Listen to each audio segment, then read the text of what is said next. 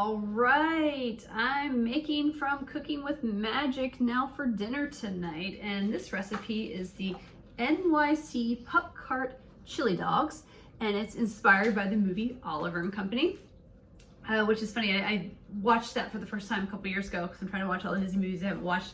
I know it gets a bad rap as being one of the worst Disney animated movies. I don't know. I don't think it's actually that bad. It's definitely not one of my favorites or obviously one of their best, but to me it was a lot more watchable than some of the other ones that are out there. Anyway, so this basic recipe is basically you make a chili and you put it on a hot dog. So I'm gonna prepare the chili here shortly and get my hot dogs ready, and we'll put it all together and see what it tastes like. I wanted to show everybody where I am with my chili. Right now, as you can see, I've got the hamburger browning with some other ingredients like peppers and onions and a few other things.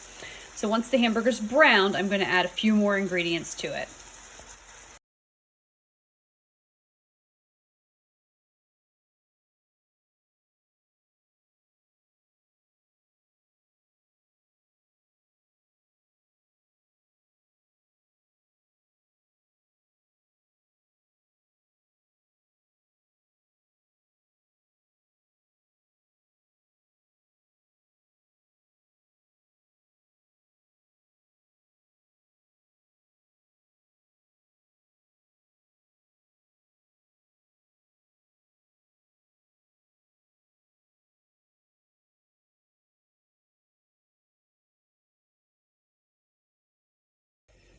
Right here is my NYC Pup hot dog, all done and ready to go. I have the hot dog on there, the bun toasted, the chili, and then some cheese and some red onion. Okay, I wanted to give my final thoughts and reviews on the NYC Pup chili dogs, inspired by Oliver and Company. First of all, when it comes to the word chili, I think there's some debate on there. Does chili have beans? Does chili not have beans? And I'm not here to get into that debate. I will say I personally like beans in my chili, but I like to eat it as a soup. This does not have beans in it. So this to me was more of a meat sauce, and to some maybe chili. That's fine. You do you, all right? I just, I would consider this more of a meat sauce, somewhere between Sloppy Joe and chili to what I am used to making personally and eating, okay? So again, no hate to people that I completely understand for those of you who think that chili should not have beans. But anyway, let's get back to the review of the recipe. I really enjoyed this a lot. I liked the chili that I made. I thought it turned out really well. There was some steps involved in getting everything together. But then when I put the hot dog and stuff like that, I thought it all blended together seamlessly. I'm not a big fan of raw onions on my hot dogs and sandwiches and things like that. I know that's blasphemous as well to some of you. You're probably out there like, disliking this channel right away because she's dissing chili and onions. But no, I just not a huge fan. I did put them on there because I am trying to try most of these recipes based on how they're written. I think I had a little too much. It was a little overpowering for me, so I ended up picking off some of the red onions a little bit, so I scaled it back a little bit, so that I wasn't a fan of. But overall, I really enjoyed this. And I think when you're making the chili and the hot dogs too, it mentions hot dogs and the hot dog buns, and to do your personal preference with that, your favorite.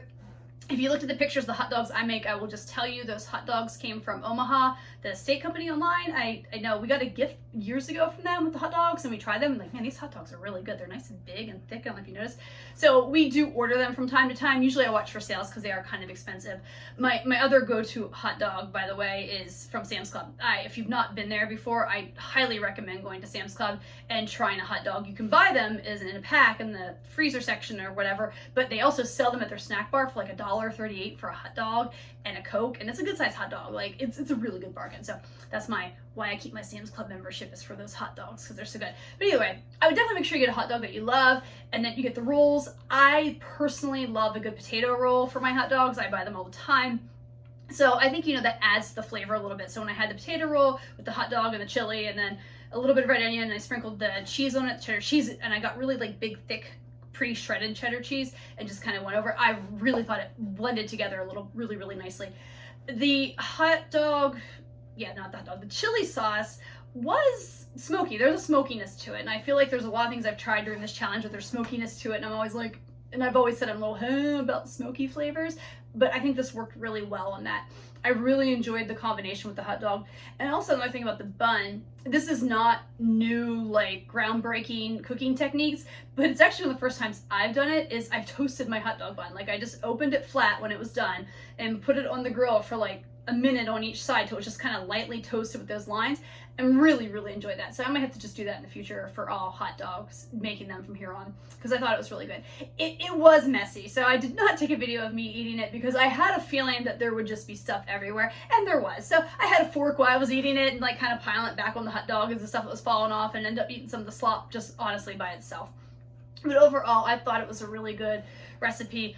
My husband was a little so-so on it. I think he's one of those ones, he doesn't always like smoky flavor, so I think that's why he didn't like it. But looking at it, I think there's ways I could tweak that to minimize that flavor in that recipe if I really wanted to down the road. But overall, I enjoyed it.